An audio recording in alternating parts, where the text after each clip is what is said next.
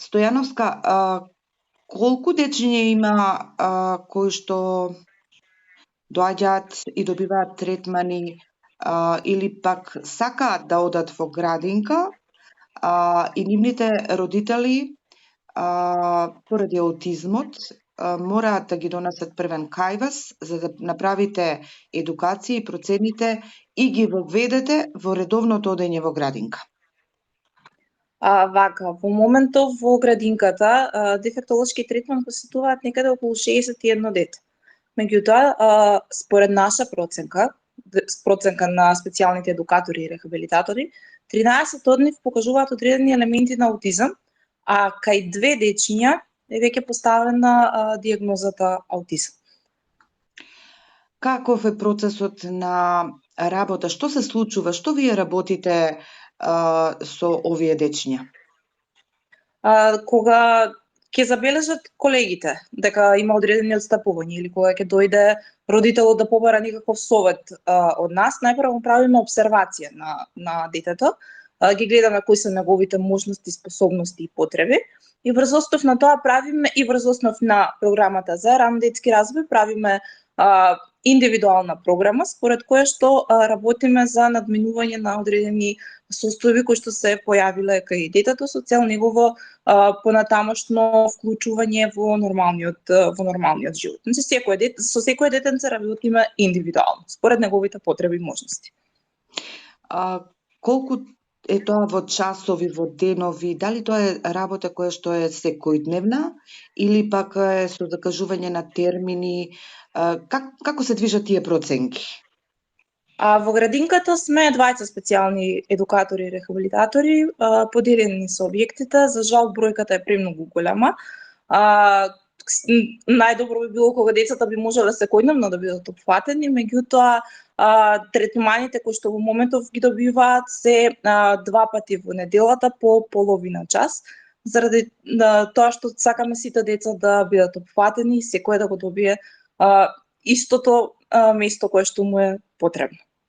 Се постигнуваат резултати? Имате ли примери кои што можете да ги посочите, се постигнал резултат или сте постигнале резултат? Така, значи резултатите се постигнуваат со напорна работа, со соработка со родителите. Значи она што ние го работиме секогаш треба да биде продолжено од страна на родителите. Кога имаме една меѓусебна взаемна соработка, резултатите се неизбежни.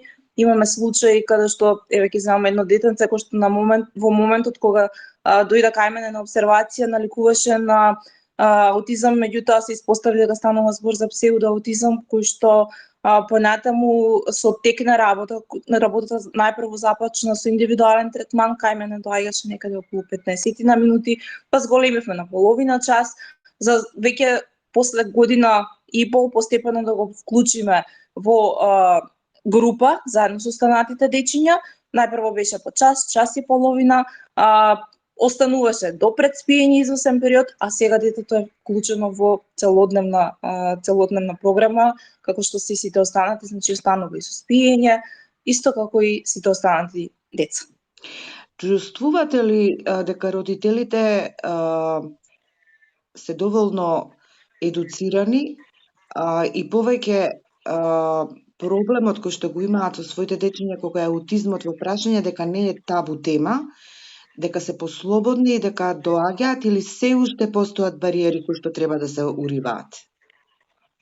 Бариерите се уште постојат, меѓутоа ако правиме споредба од изминатите години, веќе родителите стануваат многу посвесни за состојбите на своите деца и бараат помош, не се срамни и повеќе срам да се побара помош од нас кога ќе получат дека нешто не е како што треба, меѓутоа оно што јас би апелирала до сите родители е да ги тргнат екраните кои што од своите дечиња, заради тоа што екранот знае да појави многу големи знаци на псевдоаутизам и децата да наликуваат на аутистични деца, а всушност станува збор за екранизација.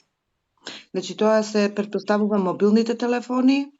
Мобилните телефони, Да, телевизорот, значи било кој екран без разлика на големината знае да направи фиксација на детето и насочување кон екранот, каде што дразбите се премногу големи и ниедна друга дразба не може да биде појака од она која што добиваат од екраните, а при тоа немаат никаква комуникација, потреба од комуникација да развијат со модерната технологија, условно ќе наречеме. Ви благодарам.